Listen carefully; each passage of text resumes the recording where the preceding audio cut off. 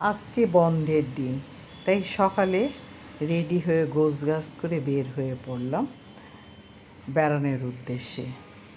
বেড়ান মানে তো চলে গেলাম মিষ্টির দোকানে।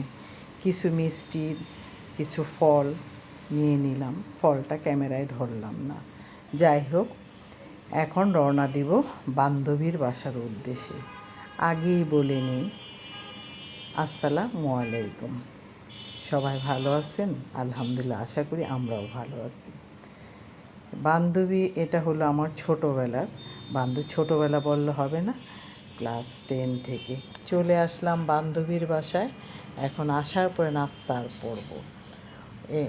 এখানে আমার বান্ধবীর ছোটো বোনের হাজব্যান্ড আছে, ওই ছোটো বোনের হাজব্যান্ড আছে, আমার বান্ধবীর হাজব্যান্ড। এটা সবাই মিলে প্রথমেই শরবত, এখন তো বলে এটাকে ওয়েলকাম ড্রিঙ্কস, কিন্তু শরবত দেওয়ার পরে খাওয়া দাওয়া শেষ। এখন বাসাটা একটু ঘুরে ঘুরে দেখতেছি, কারণ এই বাসা ও নতুন ফ্ল্যাট কিনছে। এটা ওর ভাইয়ের পুরা বিল্ডিং, 4 তলা। ও ওখান থেকে একটা ফ্ল্যাট কিনে নিছে, তাই বাসাটা ঘুরে ঘুরে দেখলাম। এই বান্ধবীর সাথে আমার ক্লাস 10 থেকে পরিচয়, এই পর্যন্ত পথ চলা। কিন্তু দুজনে যতই দূরে থাকি যোগাযোগ ঠিকই আছে। তাই বান্ধবী আজকে আমাকে দাওয়াত করলো, আমার হাজব্যান্ড সহ, আমার ছেলে সহ। তাই বান্ধবীর বাসা থেকে এখন চলে গেলাম চাচার বাসায় বেড়াইতে। এটা হলো আমার বান্ধবী, এটা ওর চাচার বাসা।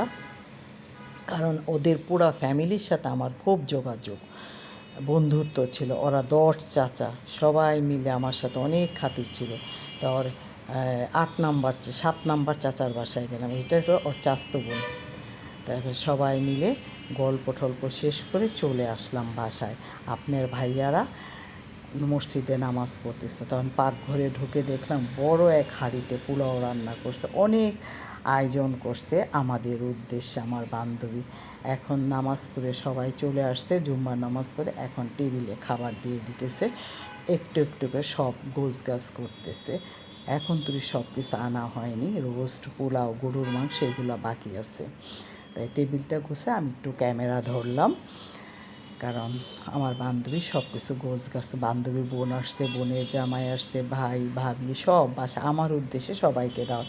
ওদের ফ্যামিলির সাথে আমার সাথে একদম অনেক সম্পর্ক ভালো। এখন টেবিলে সবাই খাইতে বসছে। এটা হলো ছোটো বোনের হাজব্যান্ড, আর এটা হলো আমার বান্ধবী। অতটা ক্যামেরা ধরি না আমি।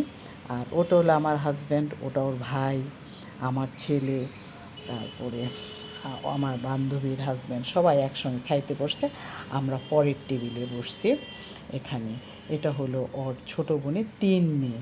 এই 3 মেয়ে একসঙ্গে খাইতে বসছে পাশাপাশি। এইটা হলো ওর ছোটো বোন শিল্পী। ও কোরিয়াতে 4 বছর ছিল, এখন বাংলাদেশে ব্যাক করছে। এই মেয়েরা কোরিয়াতেই বড় হয়েছে। তাই এখন বিকাল হয়েছে, চলে আসা পর্ব। সমস্ত নাস্তা দিচ্ছে, সবাই একসঙ্গে নাস্তা খাইতেছে আর গল্প করতে। ভালো লাগে, লাইক দিবেন, কমেন্ট